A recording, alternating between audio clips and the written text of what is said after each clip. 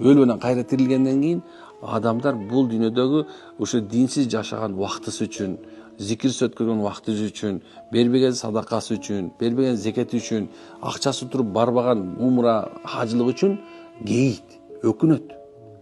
Атаңдын көрү дүйнө. Ошондо бекер отурушунда бир саясат сүйлөп отургандан көрө зикир кылсамчы. Ол бирөөнү жамандап отургандан көрө андан көрө тафсир окусамчы.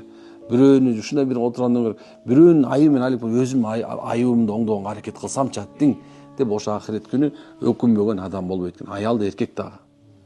Ал эми капырлар болсо качан Алла Таала эки эчкини, бирөө мүйүзү сынык эчкини, мүйүздүү эчки сүзүп туруп мүйүзүн сындырып салган себебинен мынекей эки эчкини кыяматтын кыл көпүрө үстүнө алып келип туруп бири-бирине баягы доо койдуруп бирине бир өчүн алып берип аткан мезгилде тегерек четти карап туруп атаңдын көрү жөн эле болбойт экен. Ошол өчүн алдырып туруп анан кийин эмне кылат экен? Топурак айлап кетет алар. Алар тозок жок, бейиш жок. Ошондо көргөндө аттың ошо топурак эле болуп кетсем кандай сонун болот эле дейт экен, бирок бүтпөйт да, болбойт да. Анын алды тозок күтүп турат, алды жазаканым турат, биягында бейиш турат. Адам ошондо өкүнөт. Бул дүйнөдө бүт эч ким өкүнбөйт эле азырчы. Эч ким өкүн байкасаң, көп өкүнгүсү келбейт жашоого. Ибадат кылбаган өкүнгүсү келбейт. Керек болсо тоодой күнөө кылып коюп делечи, адамдар чымындын канатында өкүнбөй калат азыр.